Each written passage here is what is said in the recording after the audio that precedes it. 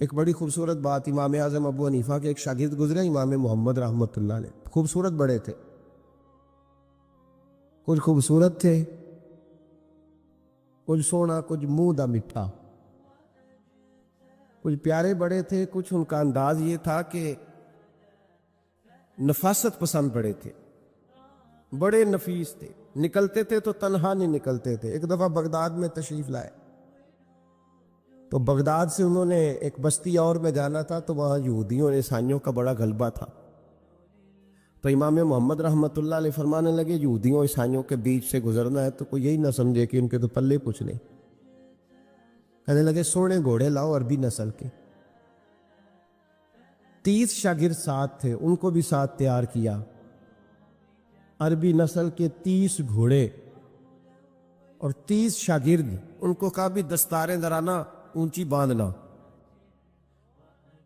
تو دستاریں بھی باندھی انہوں نے کلے والی بڑی خوبصورت، شاگردوں کو بھی جبے پہنائے، خود بھی جبہ پہنا سفید رنگ کی، اعلیٰ نسل کی گھوڑی آگے آگے، پیچھے 30-32 شاگرد۔ اور جب آپ گزرے نا بغداد کے آگے اس علاقے سے، یہاں یہودی عیسائیوں کی بھی کثرت تھی، عورتوں کی عادت ہوتی تھی پرانے زمانے میں مہمان دیکھنے کے لیے چھتوں پہ چڑھ جاتی، کچھ اپنے دروازے پہ کھڑی ہو جاتی، کچھ دیکھتی کھڑکیوں میں سے کہ گزر رہا ہے کوئی مہمان، تو یہودیوں کی عیسائیوں کی بہت ساری عورتیں چھتوں پہ چڑھ گئیں، تو مسلمان نعرے لگانے لگے امام محمد آ گئے، امام محمد آ گئے۔ کچھ پہلے ہی بڑے حسین تھے، پہلے ہی بڑے خوبصورت تھے، کچھ حضور کی سنت کا نور چڑھا ہوا تھا، کچھ دائیں بائیں شاگرد تھے، پھولوں کی پتیاں گر رہی تھی، تو جب محمد محمد کے نعرے لگنے لگے نا تو ان عورتوں نے امام محمد کا جلوہ دیکھا، تو دیکھا دیکھی کام کیا شروع ہوا، ایک نے دیکھا تو اتنی محو ہوئی کہ اس نے کلمہ پڑھنا شروع کر دیے، اس سے کلمہ سن کے تو دوسری نے بھی پڑھا، تیسری نے بھی پڑھا، چوتھی نے بھی پڑھا، بیبیاں بلند آواز سے مسلمان ہونے لگی۔ ان کو دیکھا دیکھی مرد بھی پڑھنے لگے، ڈھیر سارے یہودی عیسائی مسلمان ہو گئے۔ ایک مسلمان ان سے کہنے لگا تمہیں غلطی لگ گئی ہے، یہ ہمارے نبی محمد نہیں۔ تو میاں صاحب کا نام محمد تھا نا، تو کشمیر کے لوگ کہنے لگے شاید وہاں کے ہندو سکھ وہاں کے جو تھے کشمیر کے، وہ کہنے لگے شاید وہی محمد ہے، تو فرمانے لگے میں تے بندہ ٹھگ جے لوکو،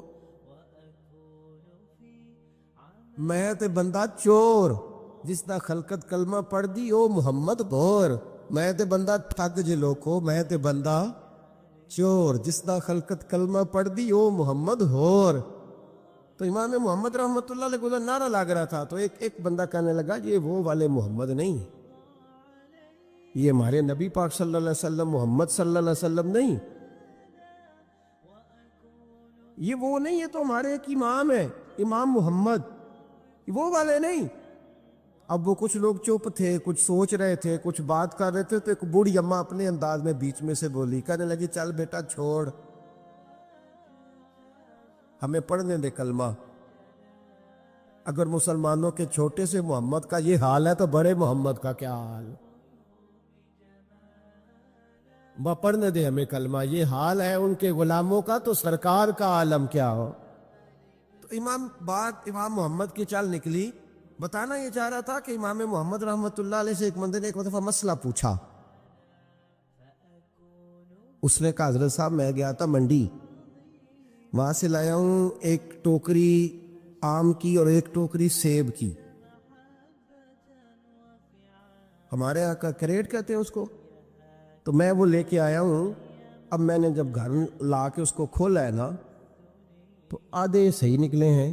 ہوتا ہے نا جی اللہ خیر کرے، جو دیانتدار تاجر ہے اللہ آج کل مہربانی فرمائے،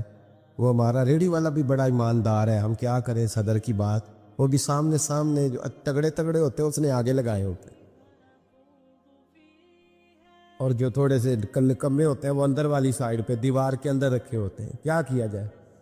ہم کیا سیاستدانوں کی کرپشن کی بات کریں گے، یہاں تو معاملہ بڑا گڑبڑ ہے نیچے سے لے کر۔